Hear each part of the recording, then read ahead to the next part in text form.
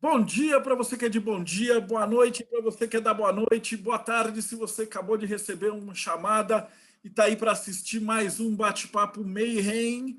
E hoje a gente vai falar de teosofia. Teosofia foi uma das ordens mais antigas, esotéricas e herméticas e espiritualistas que a gente teve no Ocidente. E basicamente, se hoje a gente tem a Golden Dawn e todas essas ordens herméticas, elas beberam muito dessa filosofia.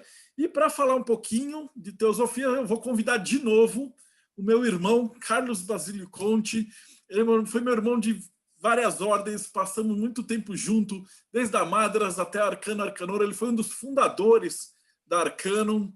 E hoje ele está na... Bons amigos. Aqua Illuminati. Aqua Illuminati. Tá. E também está preso, igual nós. Então, para você que está no futuro, a gente já está em 2021, mas no Brasil não há sinais de vacina. Então, a gente continua trancado, cada um em nossa casa. E a gente está fazendo esse bate-papo virtualmente. Então, para você que está aí no futuro, né? A gente ainda está preso e não tem muita esperança assim de ter uma vacina tão cedo no Brasil. Se o Rodrigo está pedindo, eu sempre esqueço, não esquece de dar o like já no canal, segue a gente para a gente ficar atento, né? Essa aqui já vai ser 140ª entrevista, então tem mais 130 e tantas entrevistas antes dessa. Então tem bastante material de estudo. E para hoje vamos começar. Seja muito bem-vindo, Manão. Como é que você está? Eu estou bem. Eu estou bem recluso. Essa é a verdade, né? Bem, muito bem recluso. Como todos nós, como todos aqueles que têm bom senso, que não são negacionistas, né? Que entendem que o Covid é uma realidade que tem que ser enfrentada com bom senso, mas com prudência. Então, nós estamos bastante reclusos, sentindo muita falta dos amigos, das reuniões presenciais, das reuniões lá que o Marcelo Del Débio promovia, junto com o Celso, com o Rodrigo Celso, né? Hermetismo, todas aquelas coisas bonitas, presenciais que nós vivíamos. Hoje, estamos no aguardo da vacina. Quem sabe, até a metade do ano ela chegue. Não acredito muito, mas estou torcendo para que assim seja. Bom, e antes da gente começar a falar um pouquinho de teosofia, agora a gente já está mais ou menos num formato arrumado, né? Que da outra vez, como você foi minha cobaia, né? Da primeira leva de entrevistas, a gente não tinha, mas o pessoal pede muito que o convidado conte um pouquinho da experiência dele, né? Então, poxa, como é que era estudar ocultismo, hermetismo, teosofia na década de 70, 80, 90, quando não existia internet, não existia livro, não existia nada, né? Então eu te pergunto, como é que você começou a se interessar pelo oculto, pelo hermetismo, e entrar? Conta para a gente um pouquinho da tua jornada. Tá bom, vou tentar. Eu nasci numa família católica, cristã, católica e muito católica. Meu pai trabalhava no Liceu Coração de Jesus. O Liceu Coração de Jesus é dos padres salesianos, fica ali na Alameda Norte, naquela parte hoje bastante degringolada da cidade de São Paulo, né? Então, o liceu, o Colégio Coração de Jesus, lá o Instituto Coração de Jesus, que é dos padres salesianos, pegava um quarteirão inteiro, tinha escolas profissionais, tinha um externato e um internato. Muita gente me pergunta o que é um internato. Então, hoje em dia não se fala mais disso. Os colégios de ricos, assim pagos, eram divididos em internatos e externatos. O externato, o aluno vinha, assistia às aulas, depois do fim da tarde ia embora. O internato, ele ficava lá. E tinha pais que tinham uma vida social muito intensa e punham os filhos no internato. Iam visitá-los apenas no domingo. Isso foi uma realidade que, felizmente, não existe mais. E lá eu tive, então, muito contato com padres salesianos, com aquela tradição católica muito dura, muito intensa, né? Meu pai trazia para casa, meu pai era encadernador de livros, e ele trabalhava nas escolas profissionais salesianas, onde ensinava para garotos pobres, porque tinha a parte dos ricos, a parte dos que pagavam para vir e voltar para casa à noite, e tinha a parte dos muito pobres, aos quais, aos 13, 12 anos, já se ensinava uma profissão.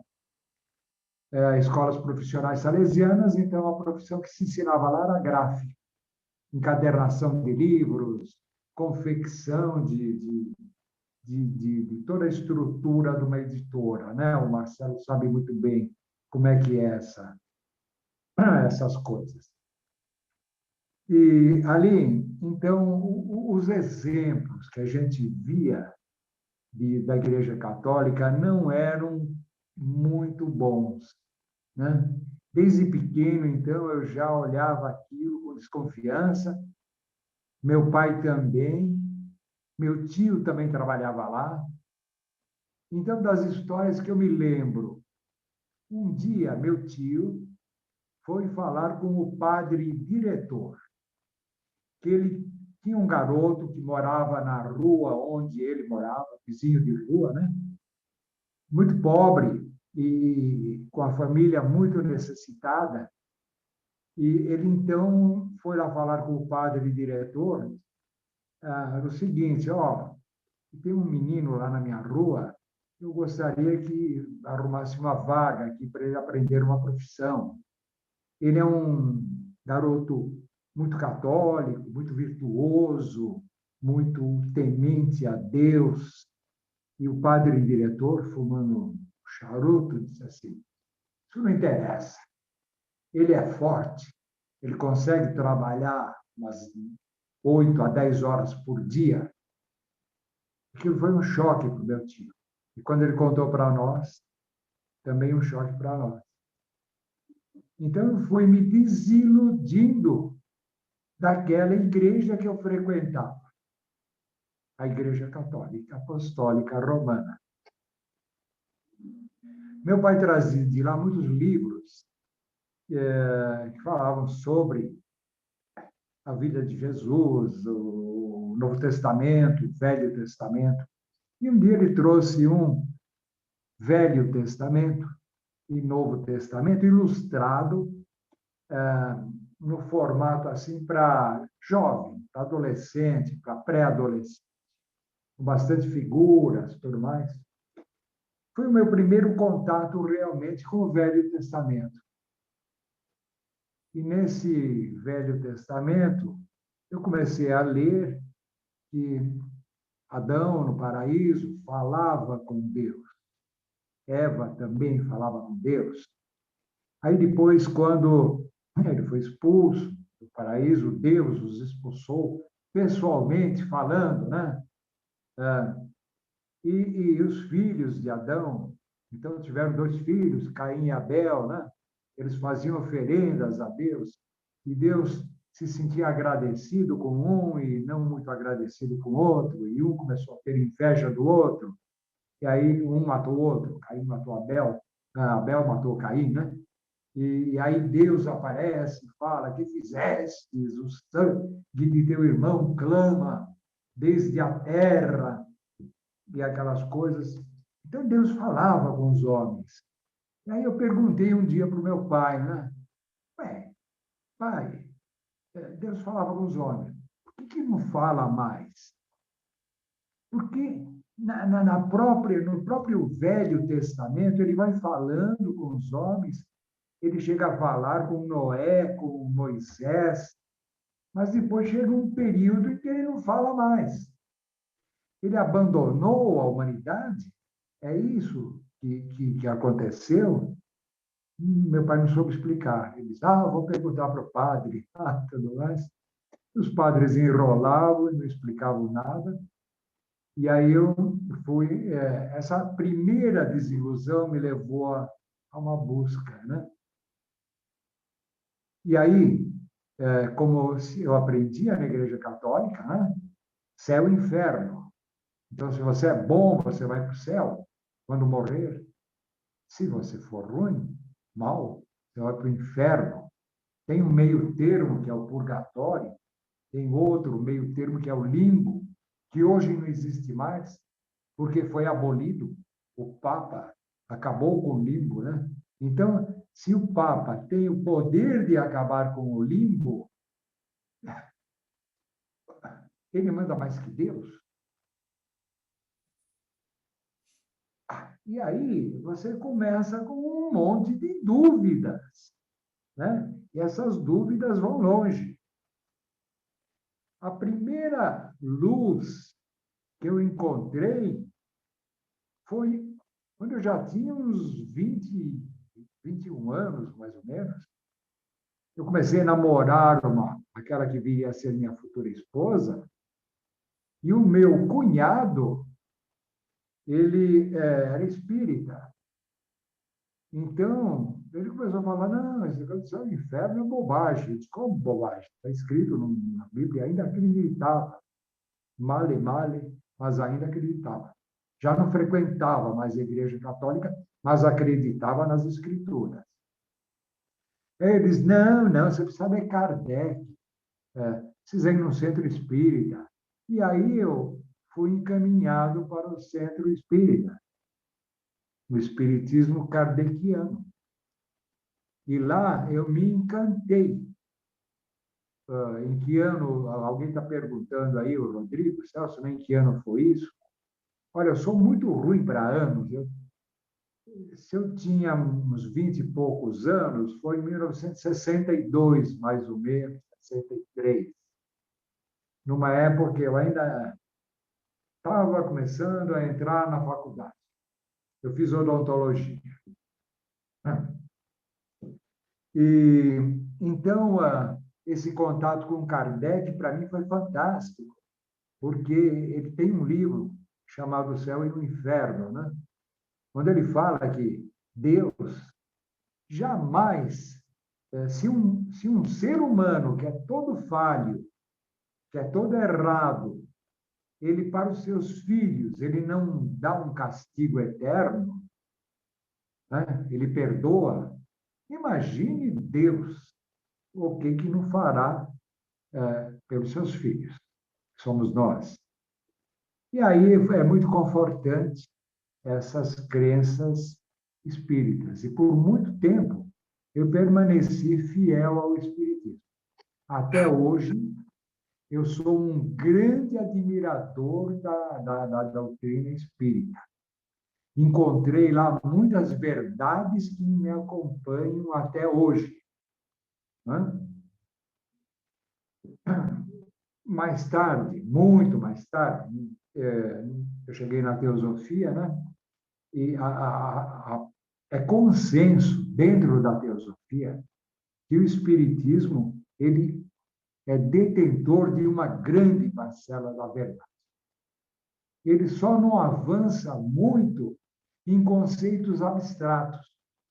O espiritismo ele fica mais ou menos restrito ao plano astral. Então, é o plano físico e o astral. E depois o que me encantou na teosofia, mas a gente vai falar mais adiante, são esses outros planos, mas que não são apenas conhecimento teórico. O plano búdico, átmico, né? o adi, sei lá, coisas muito mais profundas, mas para satisfazer mais a nossa ânsia intelectual. Agora, o espiritismo não, ele é prático. Ele fica no plano físico, no plano astral, que é onde existe a comunicação entre vivos e mortos, etc. e tal, né? Então, isso me parece uma realidade muito grande. Eu estou me estendendo muito, Marcelo. Você quer que eu abrevie um pouquinho essa parte? De jeito nenhum. É, tá bom. Isso é importante. Bom, Como é que era o estudo do espiritismo e do kardecismo da década de 60, 70 no Brasil? bom, naquela época, todos os estudos, seja lá, se você quisesse ser mineralogista, né? Ou estudar as múmias do Egito, só existia um jeito, era livraria e biblioteca. Então, existiam muitas bibliotecas, hoje pouco frequentadas, né? Hoje, nas bibliotecas, eles fazem mais atividades, assim, tipo oficinas, né? Coisas desse tipo. Mas, naquele tempo, não. Você ia na biblioteca, tinha bibliotecários e bibliotecárias, né? E aí você dizia, eu estou interessado em fazer uma pesquisa sobre ostras. Então, ela, a bibliotecária, te encaminhava para um setor, tinha livros que falassem daquele tema. E você tinha que pegar o livro e ficar folheando lá, até achar um que fosse de conformidade com o que você estava procurando. Aí você se inscrevia na biblioteca, tudo mais, eles autorizavam você a levar o livro para casa. Você levava para casa, lia, estudava, e depois devolvia. Ou então você ia na biblioteca e requisitava para ver na hora 5 ou 6 livros daquele assunto, e aí você escolhia o que mais lhe interessava. Era mais ou menos assim. Um outro meio de pesquisar as coisas era sebo. A gente frequentava muito sebo, né? Então, o sebo do Messias, antigo, né? E outros. Ia lá, normalmente, os donos de sebo já também eles tinham uma experiência, uma manha, né? Então você perguntava, você tem livros aí sobre espiritismo? Aí ele dizia, tem uma, mostrava a divisão lá, você ia lá, comprava, folheava. Então era mais ou menos assim. Ou então conversas dentro de um centro espírita, por exemplo, né? Eu aprendi muito sobre catolicismo convivendo com os padres lá que trabalhavam com meu pai que trabalhava com eles, né, e tudo mais. Então era mais ou menos assim, viu, Marcelo? Aí, um dia, eu acho que comprei uma revista, eu não me lembro qual, e lá tinha uma publicidade da Amor. Amor que é a antiga e mística Ordem Rosa Cruz, né? Então, essa publicidade que aparecia em vários veículos de comunicação daquela época eram o Cruzeiro, Jornal, Estadão, a Folha, Diário de São Paulo, por aí. Então, ali tinha uma publicidade que dizia que poder que tinha este homem, e mostrava uma imagem de Benjamin Franklin, e dizia, esse homem que descobriu o para-raio, foi estadista, foi não sei o quê, blá, blá, blá, um grande vulto da história americana, ele era Rosa Cruz. E outros vultos também que foram da Ordem Rosa Cruz, né? Ele dizia, se você tiver interesse, mande-nos pelo correio, né? Um recorte lá com o seu nome, era assim que funcionava. E a gente, então, recortava o jornal, preenchia os dados lá, né? Punha no correio, aí punha o endereço também do remetente, e depois de um mês, não é que nem hoje, tudo instantâneo, né? Tudo muito rápido. Depois de um mês, chegava uma carta e dizia: agradecemos o seu interesse pela Ordem Rosa Cruz, né? E estamos enviando um folheto Então, nesse folheto aí se detalhava um pouco mais o que era a Ordem Rosa Cruz. E aí, se você quiser participar realmente, tal, aí vinha um boleto, você pagava no banco, né? Enviava o comprovante pelo correio, e aí, daí um mês, que chegava uma apostila. Você tinha um determinado prazo para ler aquela apostila, né? Responder um questionário, e assim você ia progredindo. Então, foi a grande descoberta. Tinha muito a ver com o que eu já havia aprendido no Espiritismo. Só que tinha muitas coisas a mais, além que o Espiritismo não alcança. Eu reafirmo, eu gosto muito do Espiritismo, mas ele se limita, basicamente, ao plano físico e astral, né? Outros conhecimentos mais abstratos, mais filosóficos, você vai encontrar nessas ordens. E aí eu comecei a frequentar a Ordem Rosa Cruz, mas foi nesse exato momento que eu me casei, e aí tive 3 filhos, e não sobrava mais tempo para nada, né? Então, arrumei 2 empregos, eu trabalhava como dentista no meu consultório particular e tinha um emprego público também, né? Então, o tempo ficou muito escasso. E aí eu dei uma pausa e fiquei bem uns 10 a 15 anos sem nenhum contato com nada nesse sentido espiritual. Fazia cursos de pós-graduação em odontologia, especialização, estava muito voltado para a minha carreira profissional e para a educação de meus filhos, né, e a manutenção do meu lar. Foi nesse período também que meus pais acabaram ficando velhos, doentes, tive que cuidar deles. Então, é o período adulto mesmo, né? Que a gente não tem tempo para cuidar dessas coisas. Eu me lembro que Buda afirmava que o homem ele deve, na sua adolescência e juventude, cuidar da sua formação cultural. Na idade adulta, cuidar da sua família e da sua profissão. E na velhice, voltar às raízes da espiritualidade.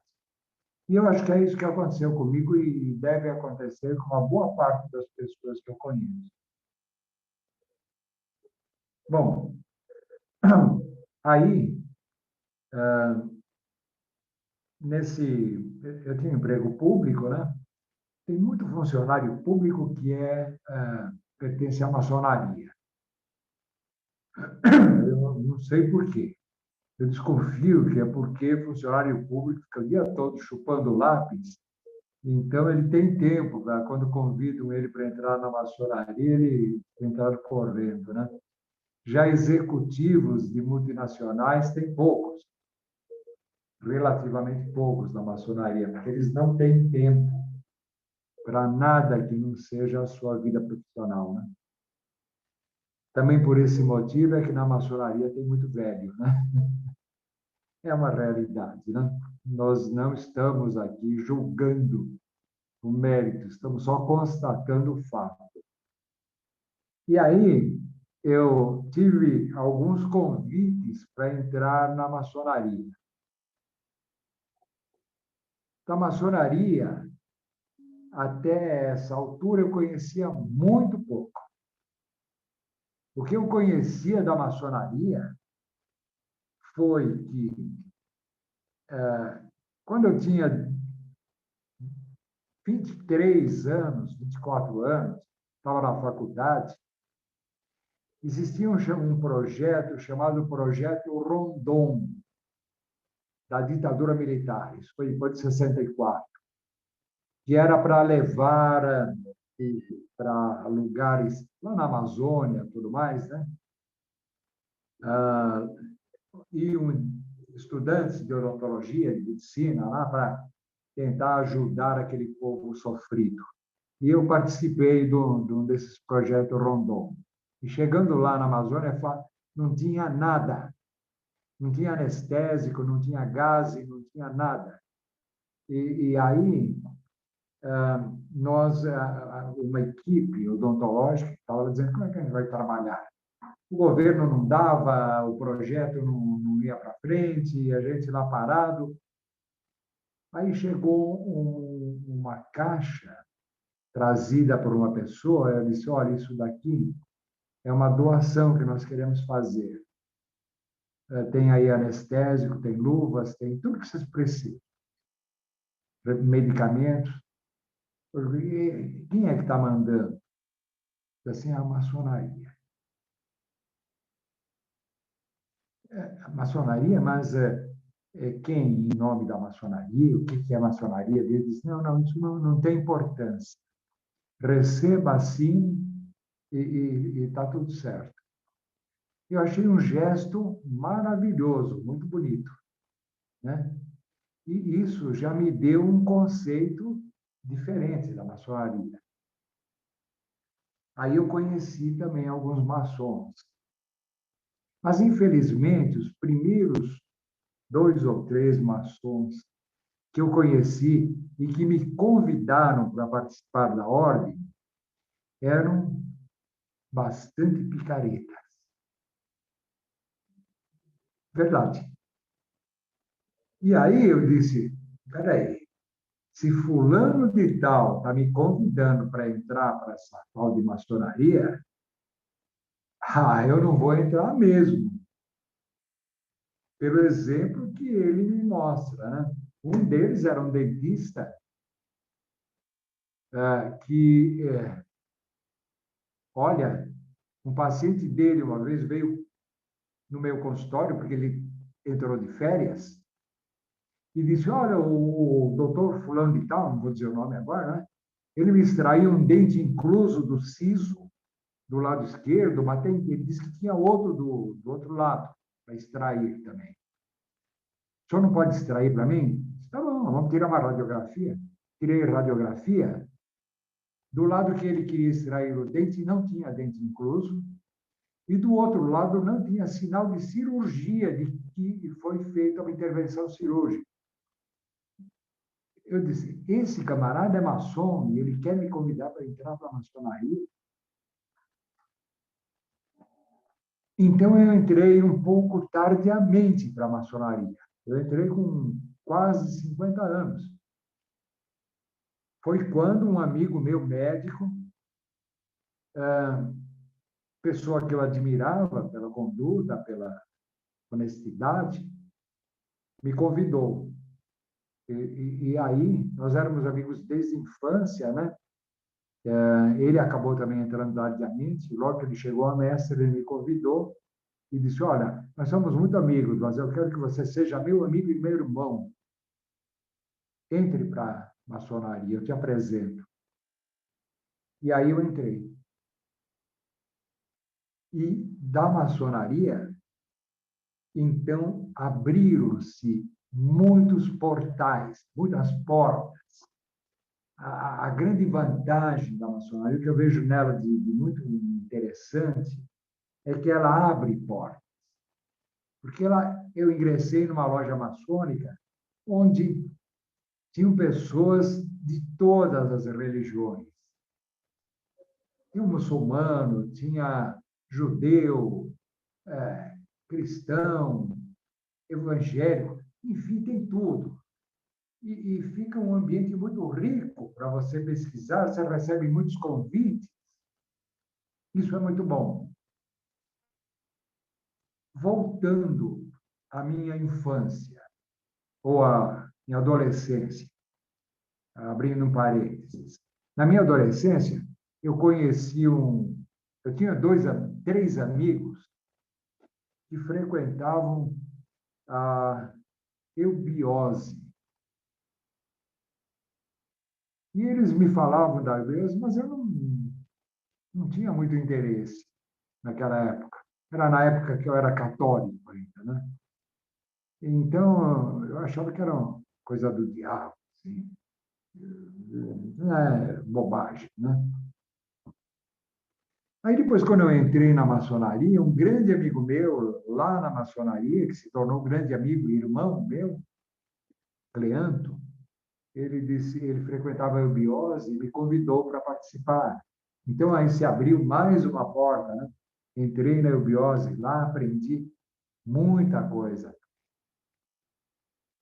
Não concordo com tudo que a eubiose fala. Tenho lá minhas razões para isso. Mas frequentei durante 4 anos a eubiose, cumpri os graus lá, né? E aprendi muito. E lá eu tive o primeiro contato com Helena Petrovna Blavatsky, porque no na Igreja Católica, no kardecismo e na própria Amorque, não se fala de Blavatsky. Eu vim a conhecer Blavatsky, então, tardiamente, quando eu entrei na eubiose. Ali se fala, na eubiose, do professor José Henrique de Souza, né? Que depois, se ele se chama José Henrique de Souza, José de Souza Henrique, aliás, José de Souza Henrique, e aí, daí, a algum tempo, ele vira JHS, que é Jesus Salvatore Omni. Então, é meio estranho, né? Não vamos entrar nessa polêmica, né? Mas tem algumas coisas lá que eu não acabei não concordando na eubiose. E aí eu saí. Mas saí de lá com conhecimento já muito grande de Blavatsky e de teosofia. Aliás, a própria Sociedade Brasileira de Eubiose, o nome anterior dela era Sociedade Brasileira Sociedade Teosófica Brasileira.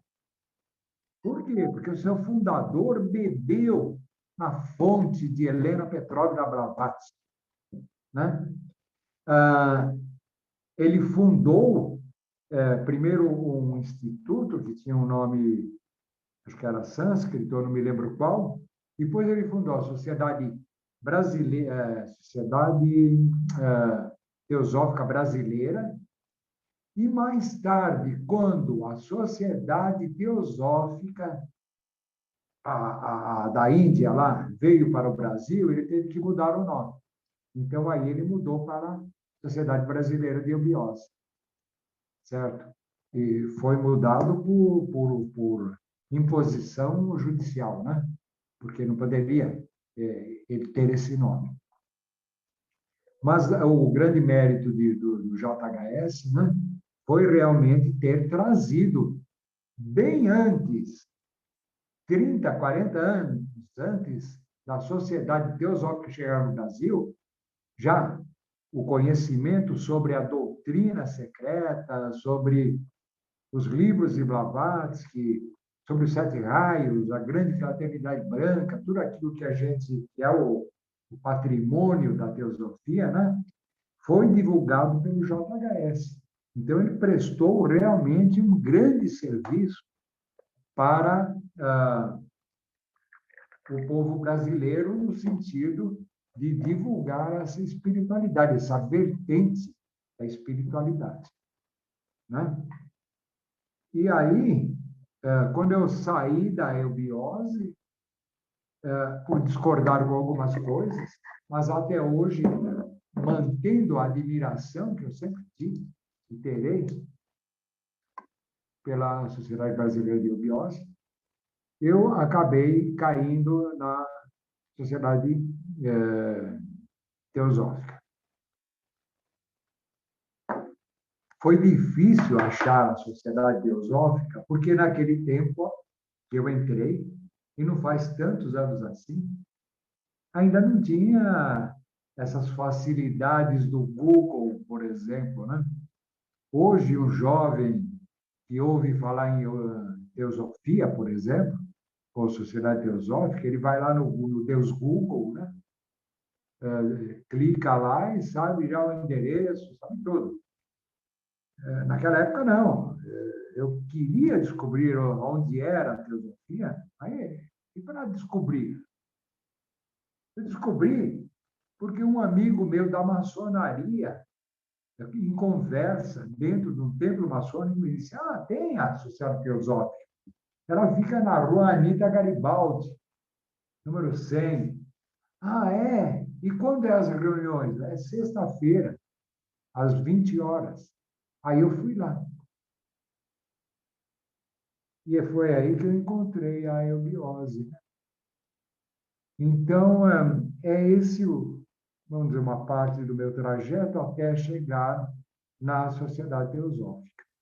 E lá eu me encantei e não me desencantei das outras coisas. Até hoje eu tenho um encanto com o kardecismo, com a morte, com a maçonaria, mas em estudos de espiritualidade eu me encantei demais com a Sociedade Teosófica. Só para complementar um pouquinho sobre essa minha trajetória que vocês pediram para me falar, né? Outro grande meio que eu encontrei de me instruir, de aprender alguma coisa, foi quando, dentro da maçonaria, eu fui convidado para ingressar na loja Madras. E aí, eu acabei ingressando na loja Madras, porque, dentro da maçonaria, eu fui eleito várias vezes para ser orador de loja. O pessoal gostava do modo como eu falo, da minha oratória, né? E aí, eu acabei escrevendo um livro sobre oratório, o livro do orador, né? E eu queria publicar esse livro. E aí chegou ao conhecimento de Wagner Veneziani Costa, já falecido, diretor-presidente da editora Madras, né? E também um grande estudioso da espiritualidade, da teosofia, da maçonaria.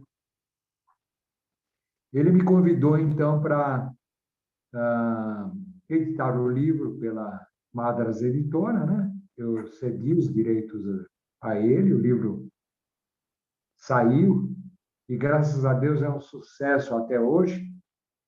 É o livro da Madras Editora que mais tempo permanece em vendas.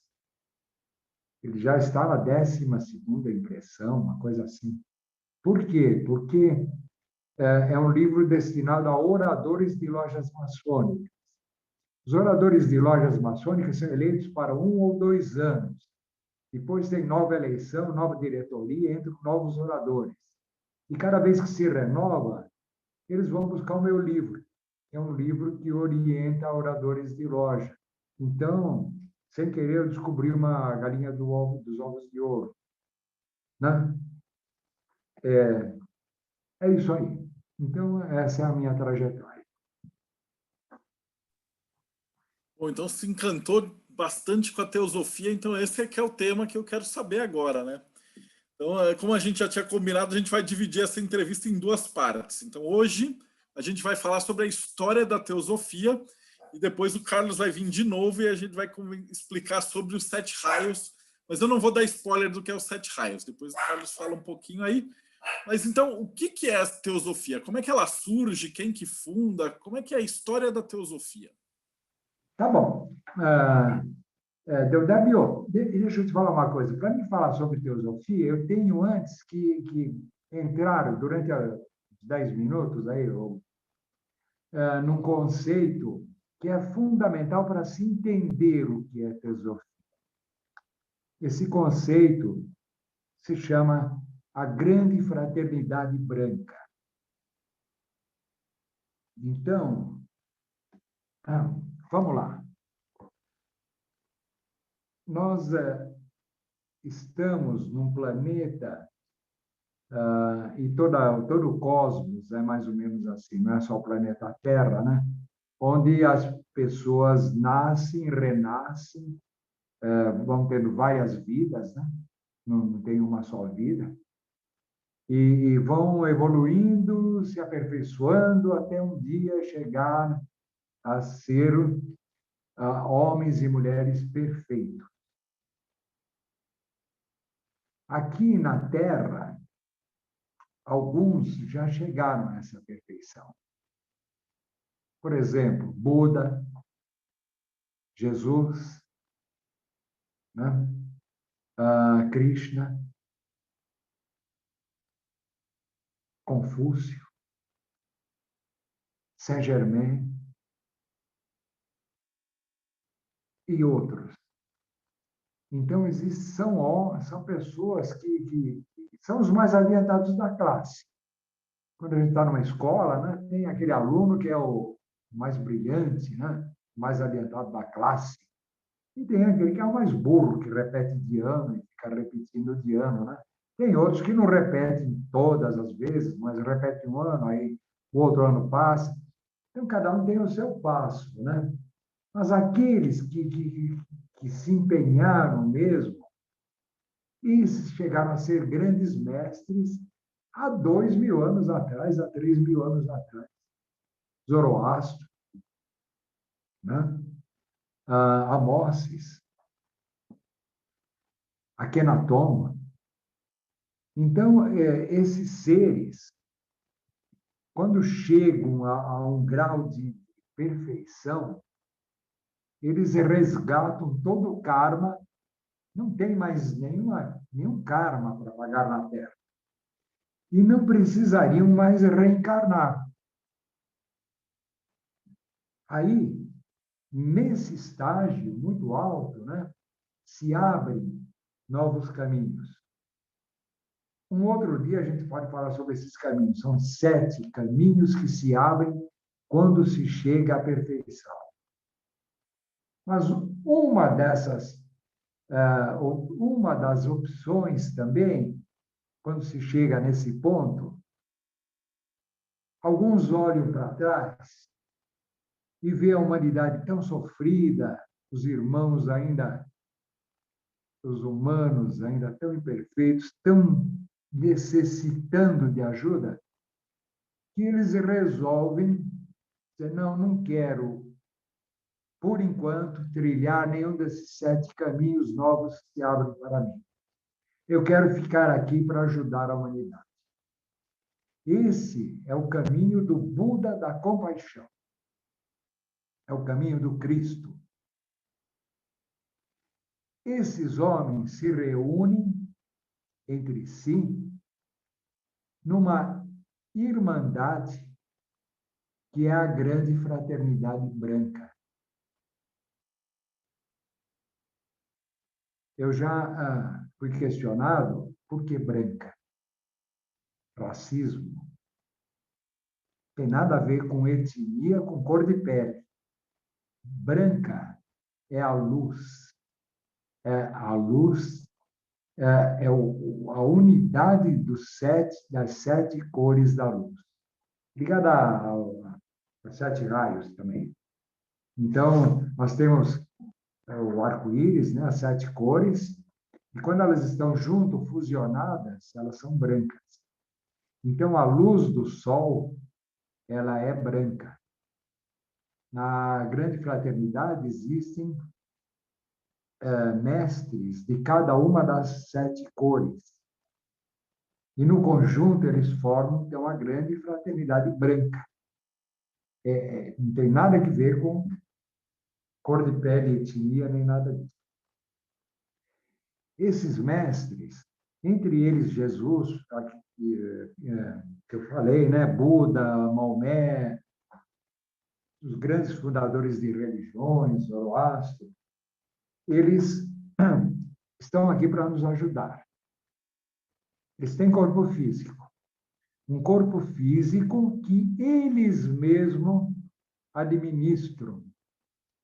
Então, um corpo físico que pode durar 200, 300, 400 anos. Alguns deles ainda, até hoje, estão entre nós. Jesus está até hoje, segundo a teosofia, entre nós. Ele vive numa comunidade drusa.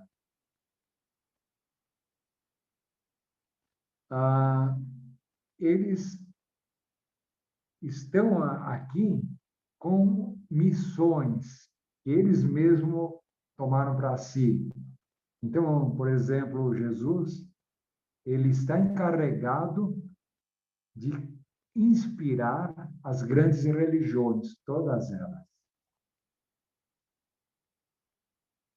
Isso é um assunto depois para uma palestra, né? Mas só para e esses mestres, eles inspiram os seres humanos. Você não vai encontrar nenhum grande mestre que seja presidente da República, mas alguns dos assessores dos grandes estadistas são mestres da grande fraternidade. Então, eles agiram e agem, por exemplo, assessorando presidentes, governadores, pessoas que detêm o poder temporal, né? Com inspiração. Eles não podem interferir no karma das pessoas, mas eles podem inspirar, orientar, aconselhar, e é isso que eles fazem. Estão aqui para nos ajudar. Por que eu achei que é importante falar sobre isso? Porque a teosofia, a sociedade teosófica, ela surge de uma deliberação da grande fraternidade branca.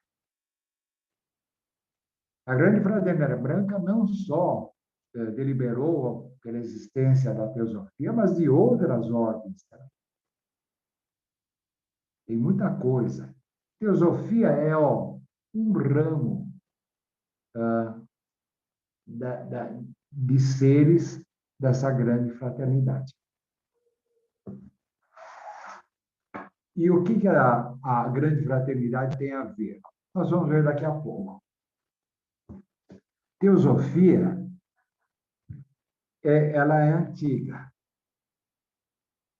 A teosofia é um estudo que se baseia na comparação entre ciência, filosofia e religiões. Então, por exemplo, na teosofia, então a gente começa a estudar o que dizem as várias religiões.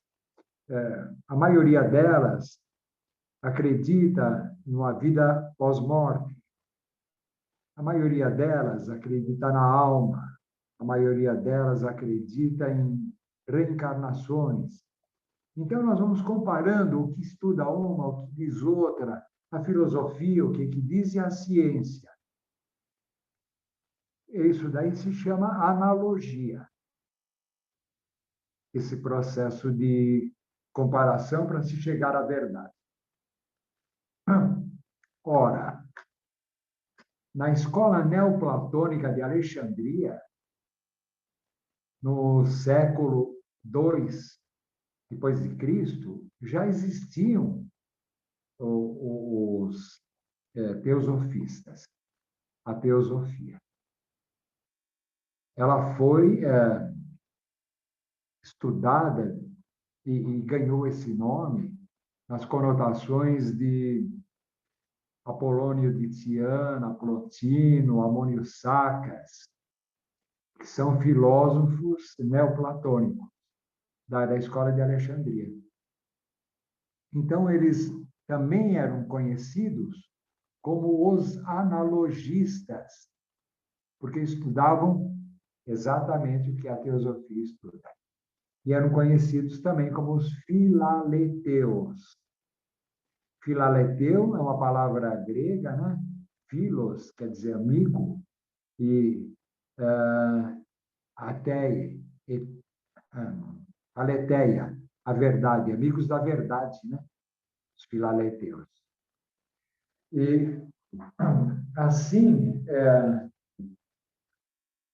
a teosofia existe desde aquela época, mas ela nunca foi divulgada para o grande público. Ela sempre foi mantida como um conhecimento transmitido de boca para ouvido, numa tradição assim bem secreta. Por volta de 1831, então, o mundo se achava numa encruzilhada. De um lado, a ciência negava completamente a existência de Deus, da alma, de tudo. Foi o período mais materialista da ciência. Por outro lado, as religiões estavam todas engessadas. Era o catolicismo, os luteranos, os calvinistas, mas todos eles se arraigando a dogmas, a coisas vazias, né? Tinham acabado de passar por um período de venda de indulgências, lucros materiais, enfim, um período muito negro na história da espiritualidade. E aí essa grande fraternidade branca resolve, em primeiro lugar, facilitar a prática da comunicação dos vivos com os mortos, através de Kardec e do Espiritismo. Por quê? Para mostrar que o mundo não é material, que existem coisas espirituais, que existe vida após morte. Embora a grande fraternidade não recomende a consulta aos mortos, não recomende essas práticas, mas estava se passando a humanidade por um período tão negro de materialismo que não havia outro jeito de abrir os olhos da humanidade para a existência de fatores espirituais. E assim Kardec cria o Espiritismo, e aí, alguns anos depois, surge uma mulher chamada Helena Petrovna Blavatsky, que era de uma família da nobreza russa. O pai dela era maçom, muitos dos familiares maçons. Ela tinha muito contato com a maçonaria e foi criada pelo avô, que tinha uma biblioteca imensa, onde ela aprendeu muito. E ela foi escolhida por um mestre para ser sua discípula. Bom, Blavatsky nasceu em 1831, em Ekaterinoslav, na Ucrânia. Hoje ela seria russa, né? Naquele tempo, a Ucrânia era meio independente, mas mesmo assim era parte de todas as Rússias. E o czar, ele se dizia o czar de todas as Rússias, porque eram independentes, mas todas aglutinadas num governo central, né?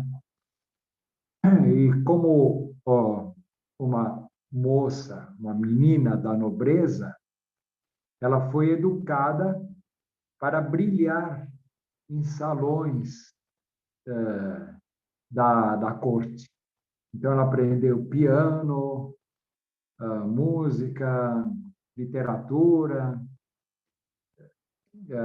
a escrever corretamente, né? Ler, tudo aquilo que que dava o brilho nas reuniões da nobreza.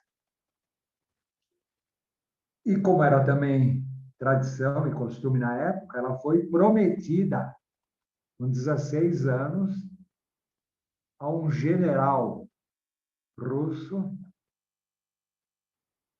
Esse se chamava Blavatsky, Nicéforo Blavatsky, e daí o nome dela, né? Helena Petrovna Fadeev é o nome de solteira dela. Esse general era uma pessoa intelectualmente muito menor do que ela. Um homem bruto, ligado às armas, à guerra, coisas assim, né? E Blavatsky não aceita essa condição de que lhe imponham um marido. E após as núpcias, mas sem que fosse consumado o ato, ela foge. E auxiliada pelo avô, ela vai para o Egito. E lá no Egito começa então a grande jornada intelectual dela, a grande busca. Ela, no Egito, entra em contato com a classe espiritualista de lá, né?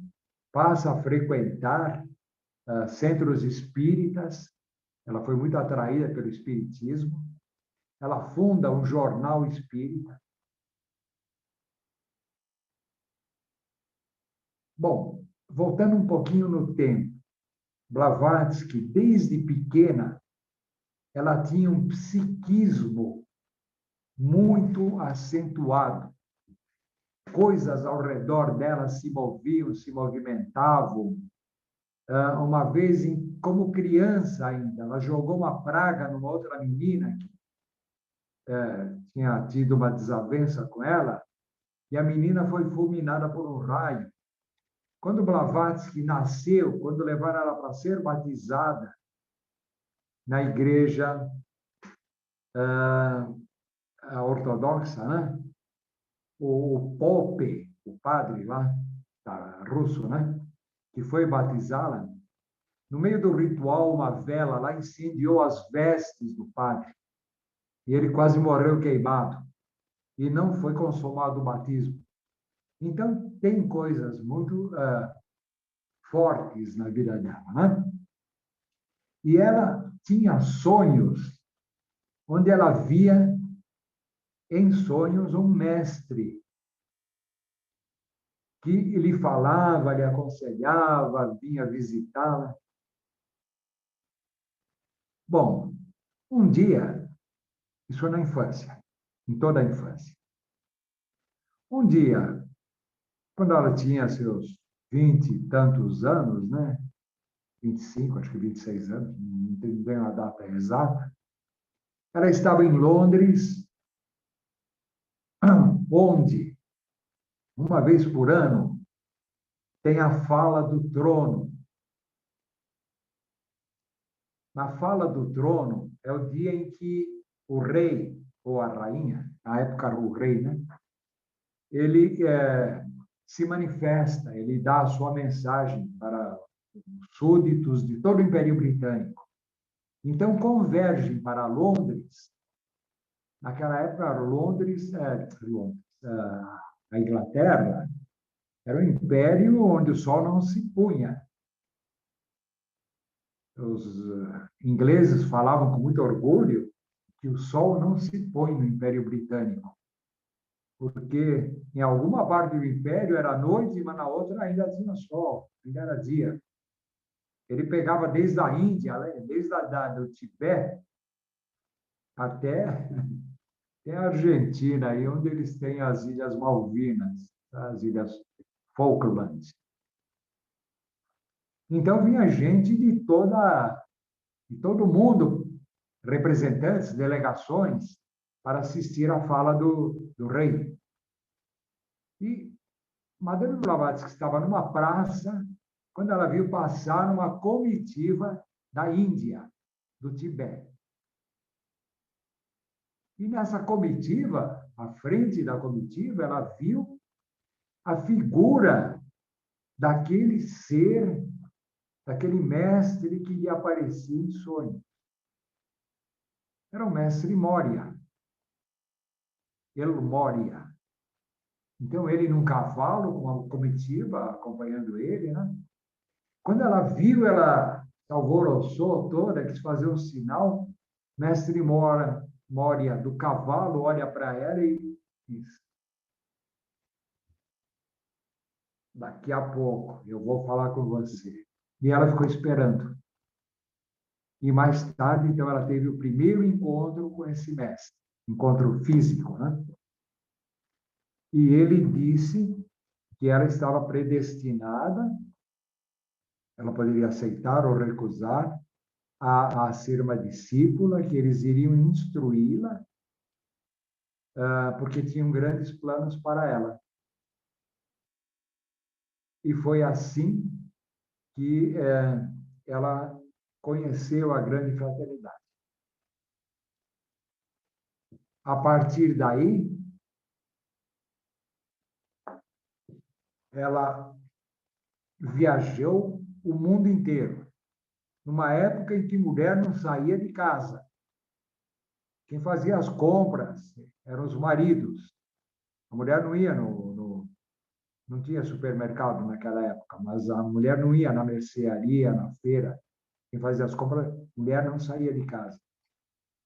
Blavatsky viaja para a Índia, vai para o Tibete, Japão, China, Canadá. Ela esteve com os índios canadenses, aprendendo ervas, manipulação de ervas. Esteve na América do Sul, com várias tribos aí,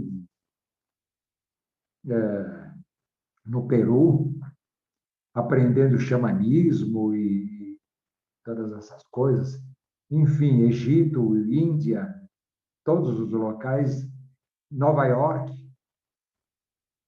Ela viajou o mundo mesmo e foi aprendendo. E aí ela começa a escrever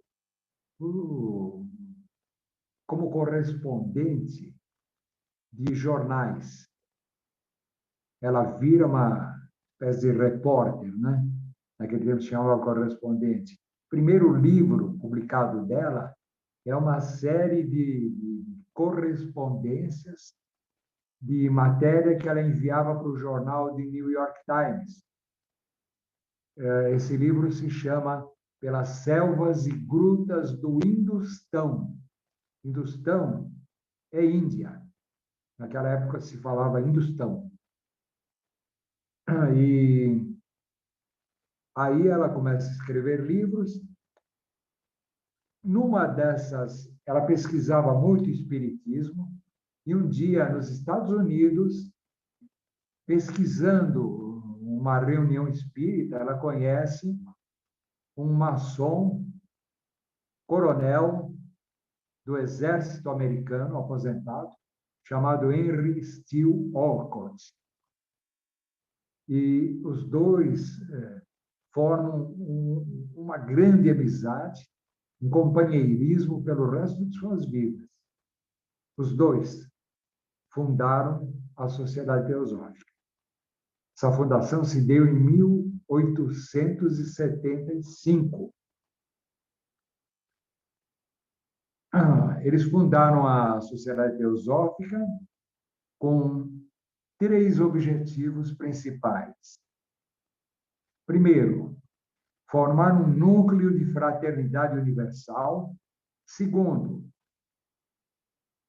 estudo comparativo de filosofia, religião e ciências. E terceiro, investigação dos poderes latentes do homem e dos fenômenos não explicados da natureza. Esses 3 objetivos permanecem os mesmos até hoje.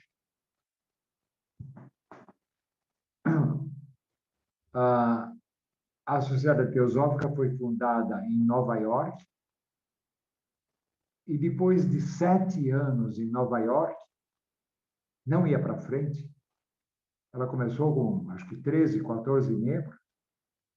Depois de 7 anos, estava com 3 ou 4. Ela foi convidada por um Maharaja da Índia, que é o El Morya, para se transferir para lá. E recebeu a doação de um terreno enorme, que até hoje é a sede da Sociedade Teosófica em Adyar, na Índia, em Madras, na antiga cidade de Madras. Hoje se chama Adyar. Não tem mais a cidade de Madras. E lá, então, ela se desenvolve plenamente. Pouco tempo, ela está com mais de 60 mil membros na Índia, né? E aí começa a sua trajetória. A teosofia na Índia foi muito importante. Madame Blavatsky, ela conheceu Gandhi. E conheceu Gandhi na Inglaterra, quando Gandhi ainda era um dandy, um snob inglês. O sonho de Gandhi era ser um gentleman, um cavalheiro inglês. Ele se decepcionou depois com os ingleses, com a cultura ocidental, em parte graças à influência de Helena Petrovna Blavatsky e Annie Besant, que numa conversa com Gandhi disseram: poxa, você tem uma tradição tão maravilhosa da Índia, do Ramayana, do Bhagavad Gita, de todos dos Vedas, dos Upanishads, né? Da espiritualidade do povo hindu, e você quer se identificar com esses ingleses vazios, snobs, bobos. Gandhi, na sua biografia, ele comenta isso. Ele diz que uma das grandes influências dele foi justamente Helena Petrovna Blavatsky. A Doutrina Secreta era o livro de cabeceira de Gandhi, assim como foi o livro de cabeceira de Albert Einstein.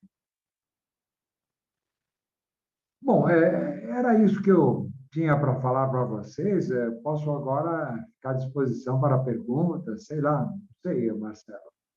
Não, minha dúvida é assim, como é que depois saiu da Inglaterra, Estados Unidos e tal, e chegou no Brasil? Que ano que eles vieram para cá?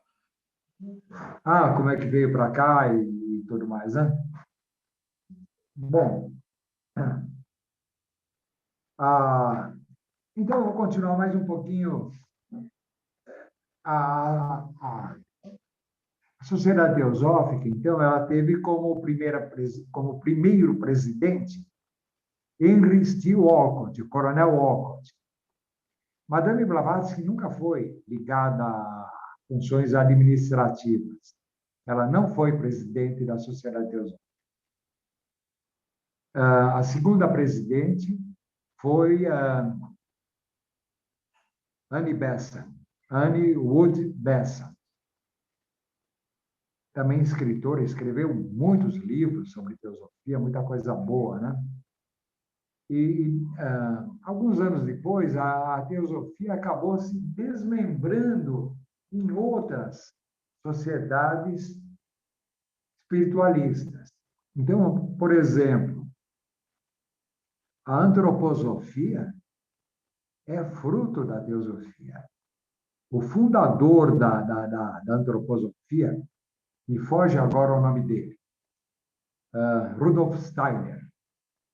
O Rudolf Steiner, ele foi presidente da seção europeia da Sociedade Teosófica. Aí depois, como acontece na maçonaria, né, começam a aparecer as brigas, as cisões, ele criou a antroposofia, que é conhecimento teosófico. Aqui no Brasil surgiram um monte de sociedades que têm sua origem na sociedade teosófica. Entre elas, nós já falamos a eubiose, mas também a do Trigueirinho, eu não me lembro o nome da instituição do Trigueirinho, mas ele pertenceu à sociedade teosófica. E lá ele bebeu do conhecimento. Como é que a teosofia chegou no Brasil? Ela chegou através de um homem chamado Mário Rosso de Luna. Mário Rosso de Luna é um polígrafo. Ele escrevia em vários idiomas, escritor, inclusive em português, em espanhol, em francês. E Mário Rosso de Luna foi discípulo de Blavatsky lá na Sociedade Teosófica. Ele é espanhol, né? E ele foi convidado, vejam só, por José de Souza Henrique, pelo JHS da Teosofia, para dar palestras. Ele esteve na América do Sul, né? Na Argentina, dando palestras sobre teosofia. E aí, ele foi convidado pela Sociedade Brasileira de Teosofia, que era a antiga Eubiose, para dar uma palestra aqui no Brasil. E ele veio. E com ele começa a história da teosofia no Brasil, né? Que ano que foi Mário isso? Rosso de Luna tinha um livro, escreveu um livro chamado Helena Petrovna Blavatsky, uma mártir do século XIX. Que ano que foi isso? Isso foi no comecinho do século.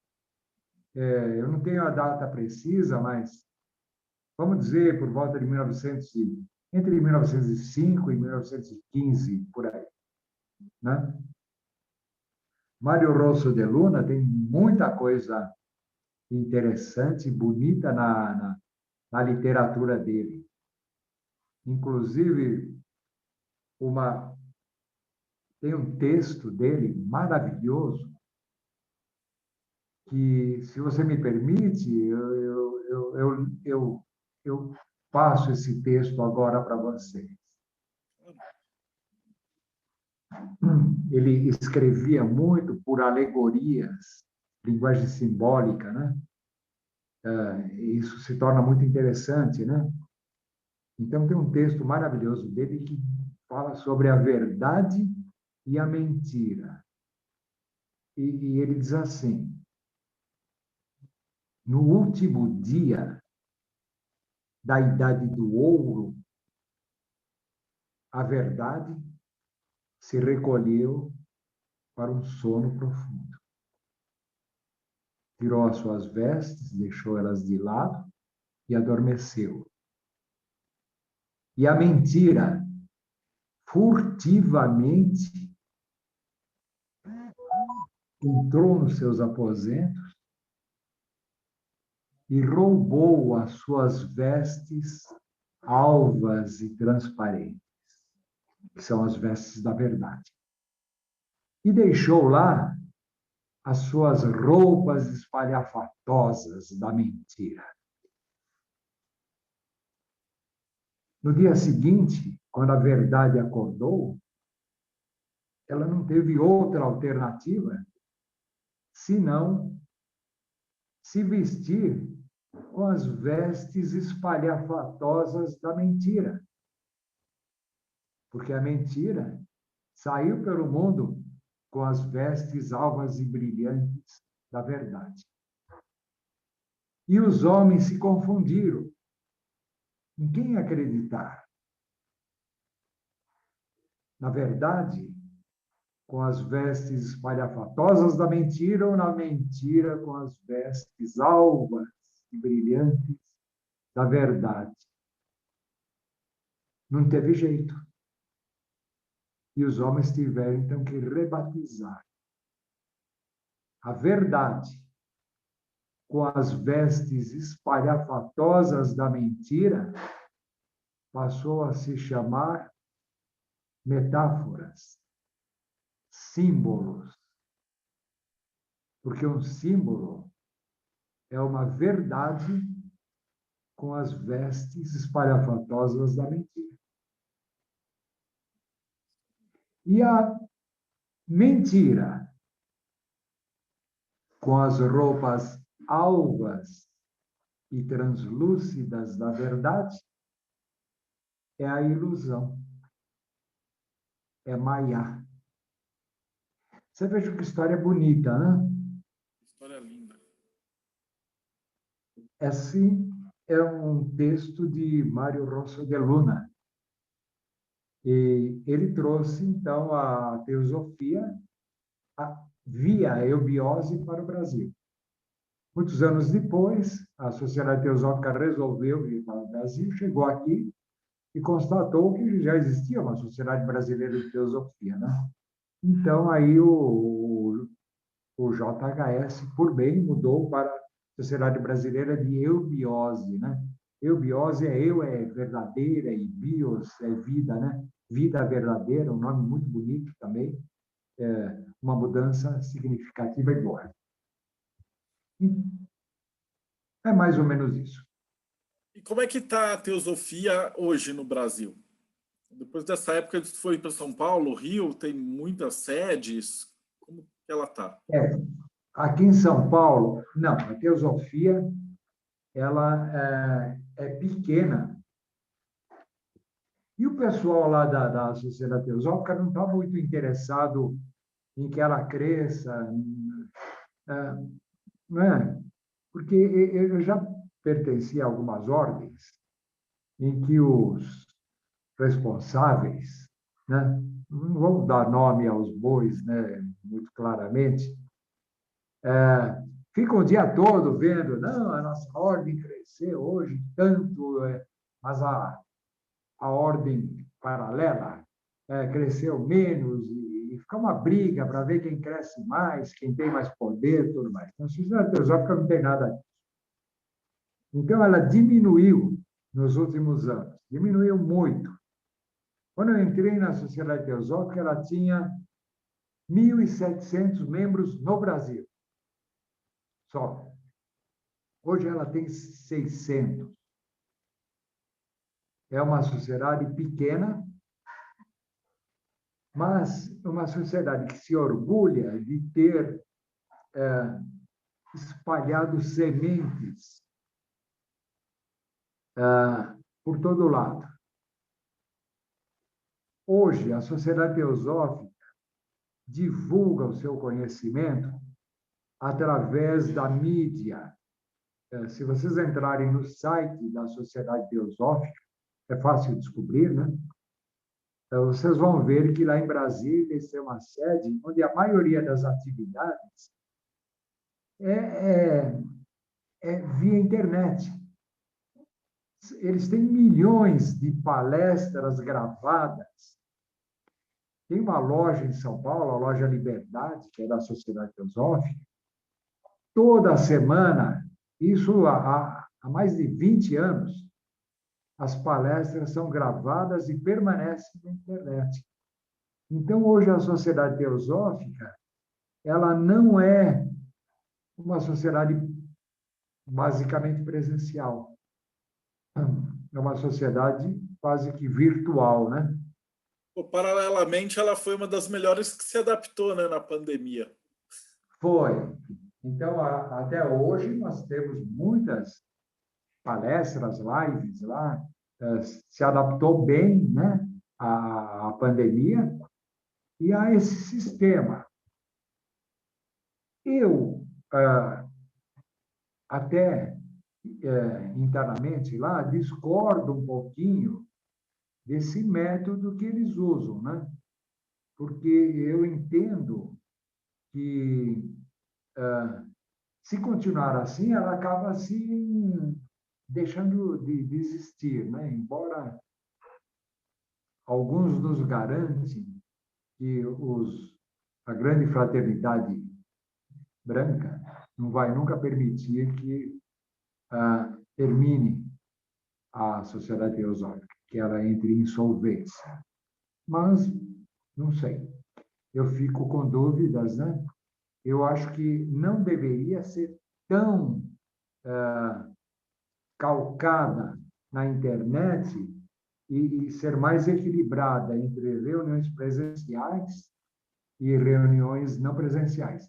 Porque a reunião presencial também é muito importante, eu acho. Na maçonaria, o copo d'água, né? Na teosofia também, os docinhos, salgadinhos, depois que a gente compartilha, né? A comunhão física é muito importante. A gente tem fé que daqui a pouco já passa essa pandemia, a gente vai ser testado a cada 100 anos, 200 anos, a Terra passa por essa. Não é a primeira pandemia que a gente enfrenta e não é a primeira Verdade. pandemia que a teosofia enfrentou, então eu acho que a gente vai sobreviver.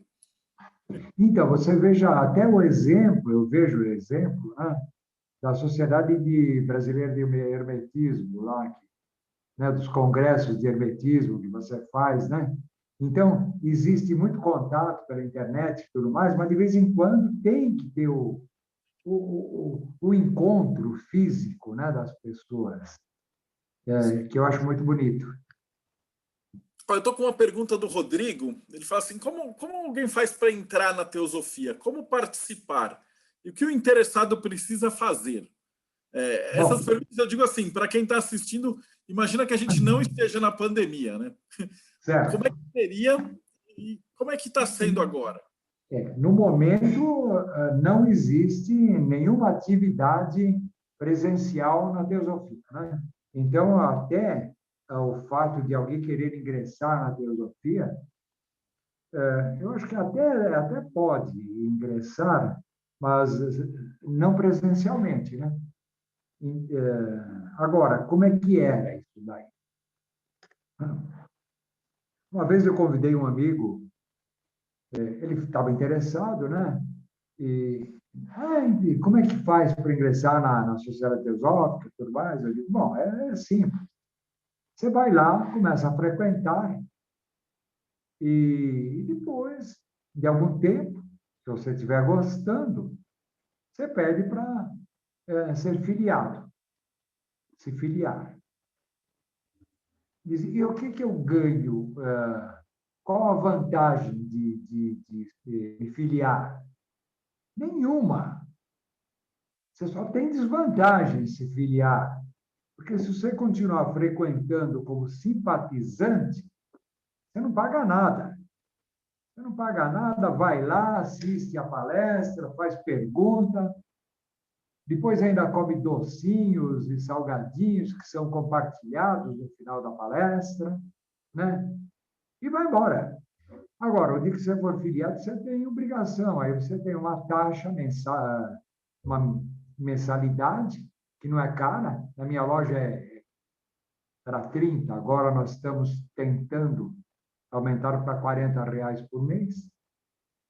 Uma vez por ano, você tem uma anuidade para Brasília, para manter a revista, a sede, todo o sistema burocrático, né, administrativo. Então, é isso. E lá não se faz muita questão de que a pessoa se filie. Então, tem pessoas lá que estão há anos frequentando e não se filiam. E ninguém vai chegar e cobrar nem nada disso. Continua sendo bem-vindo. É assim que funciona. Agora, depois de 2 anos de filiado, aí você pode ser convidado para ingressar num círculo interno. Seria mais ou menos como na maçonaria, você entra numa loja maçônica, né? Faz os 3 primeiros graus, aprendiz, companheiro e mestre. Aí depois você passa a ter direito a frequentar os graus filosóficos. Então, só que na teosofia você não passa a ter direito depois de 2 anos. Você precisa ser convidado. E para frequentar esse círculo interno, tem 3 exigências muito difíceis de serem cumpridas. Você não pode fumar, ingerir álcool, comer carne. Então, não é para todo mundo. Eu não entrei ainda, porque eu como carne. Mas ela é assim, né? Também, se você não entrar nesse círculo interno, você não perde nada. Porque todo conhecimento, esse círculo interno é mais essas práticas, né? Que, segundo eles, ajudam a desenvolver melhor a consciência. Então, o álcool e o cigarro, eles embotam um pouco a mente. E a gente sabe disso, que é verdade. E a carne é por uma questão de humanidade, de compaixão pelos animais.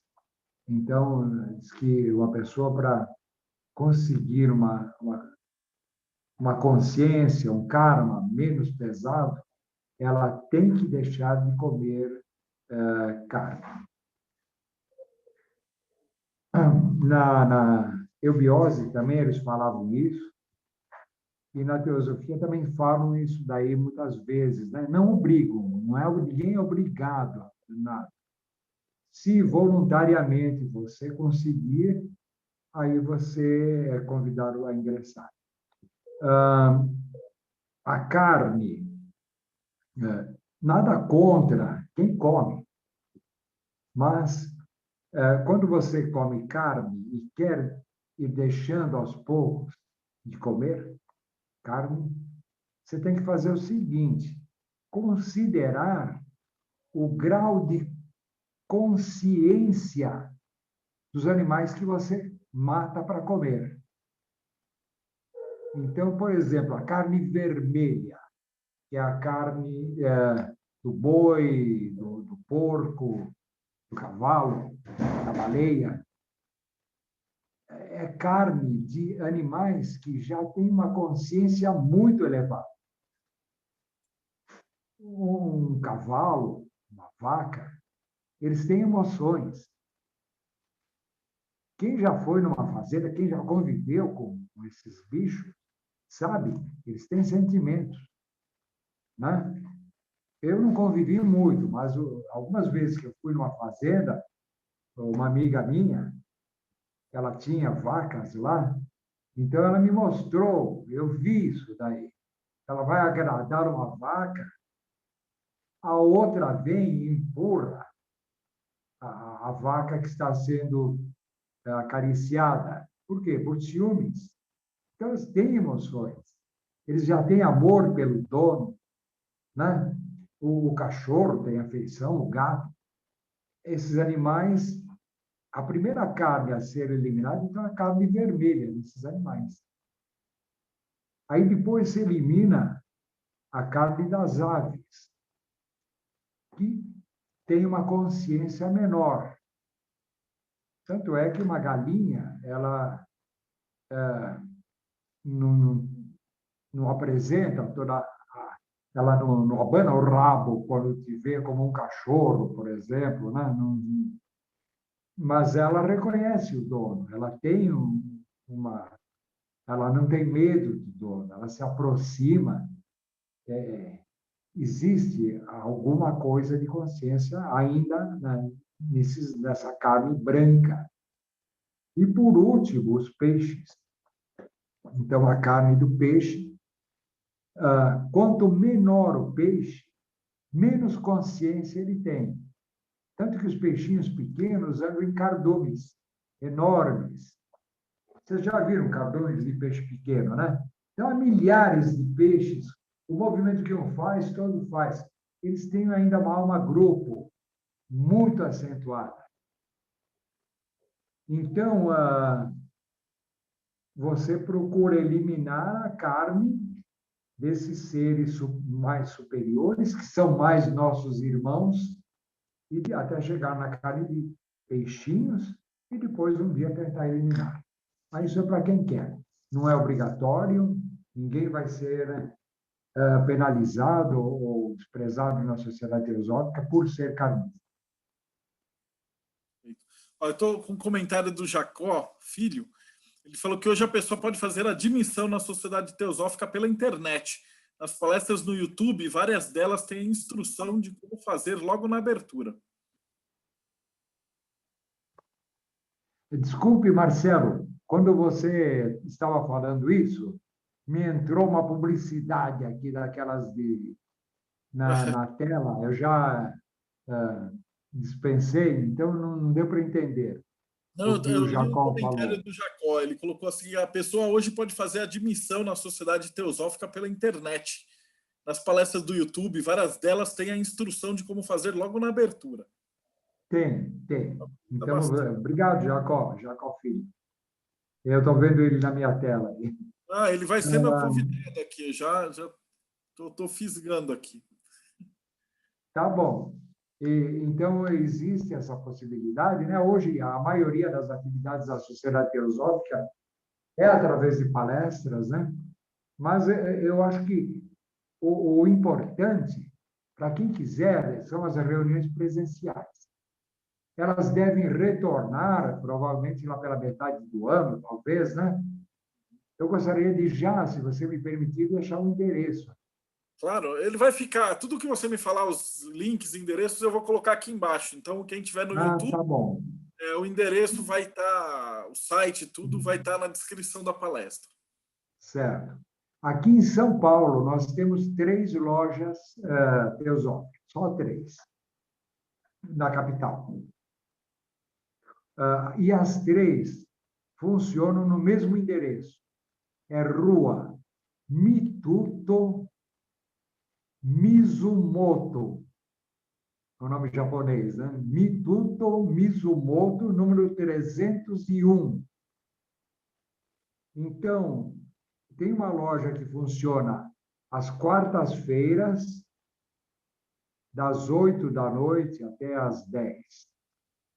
A outra loja funciona às sextas-feiras, das 8 às 10. Quer dizer, funcionava quando tinha reunião presencial. E a outra, a que eu pertenço, ela funciona no domingo, todos os domingos, das 17 às 19 horas.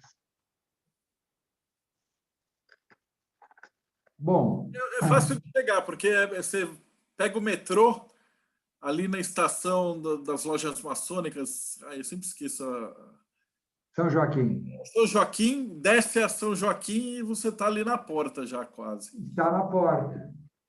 Agora, a Sociedade Teosófica tem algumas coisas agregadas a ela também, que eu gostaria de falar um pouquinho. Então, existe,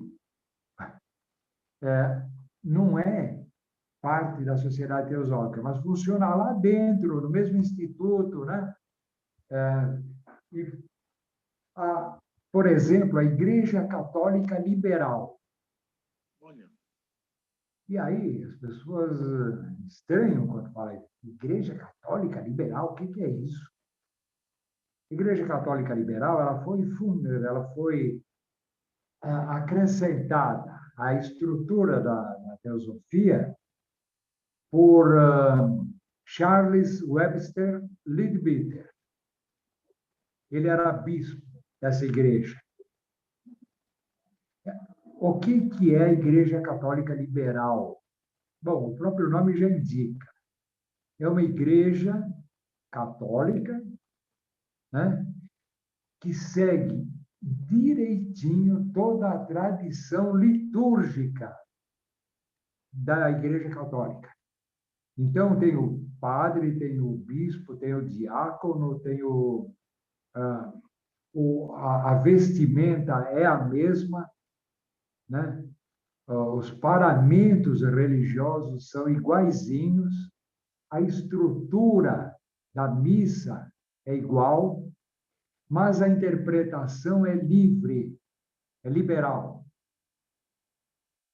Então, não tem dogma. Jesus era filho de Maria?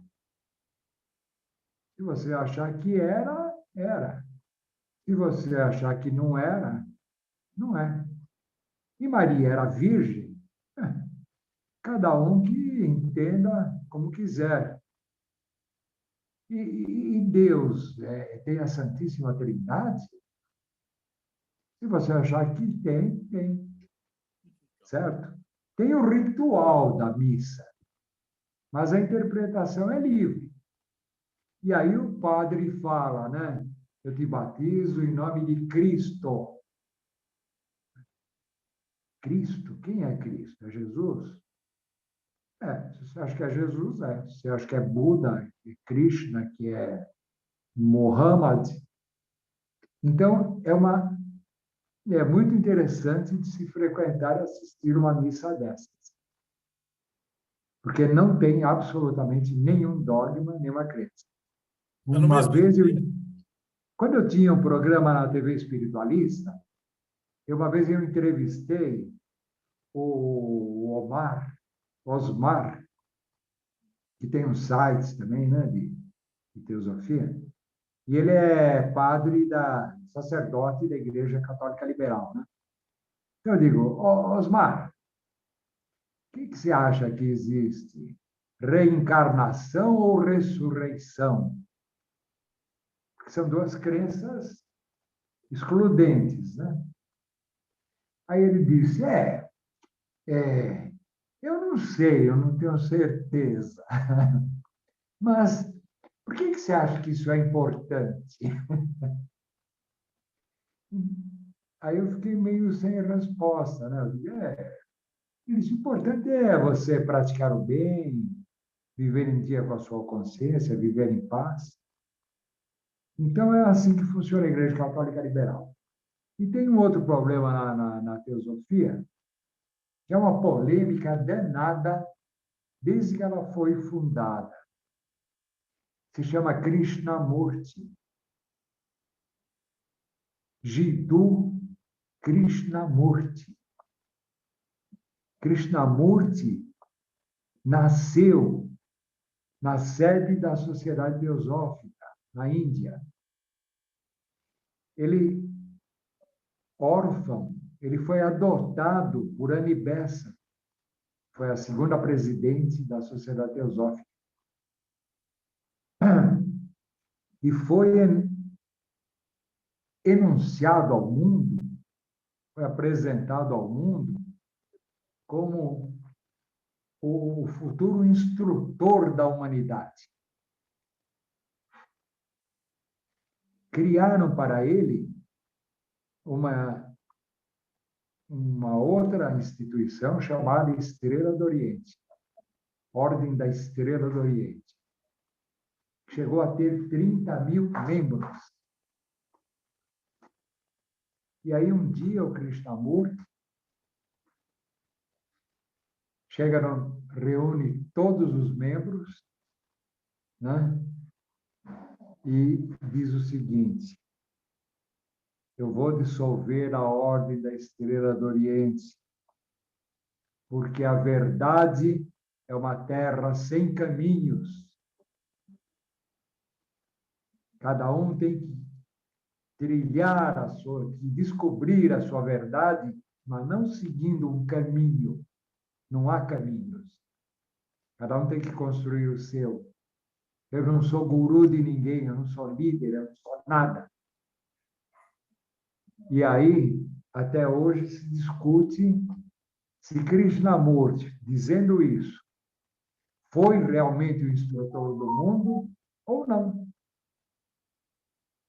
Mas essa é a última instrução, né? A última instrução. Então, ele foi realmente o instrutor do mundo. Não é? E ele dizia, não há líderes. A vida toda dele, depois, foi fazer palestra, dizer, não se iludam, não existe guru, líder, ninguém tem a verdade. A verdade tem que ser descoberta por cada um. É uma luta diária, constante, desbravando uma selva onde não existem caminhos. Não tem caminho para a verdade. Leiam-se, aqueles que ainda não leram, no Deus Google, né? Vocês digitem lá, discurso de Krishnamurti. É maravilhoso o texto, o discurso com que ele dissolve a Ordem Estrela do Oriente, dizendo que não há caminhos, né, para se chegar à verdade. Maravilhoso. Eu ia pedir, geralmente a última questão era pedir um conselho, mas essa história do Krishnamurti já fecha a entrevista com chave de ouro. Tá bom.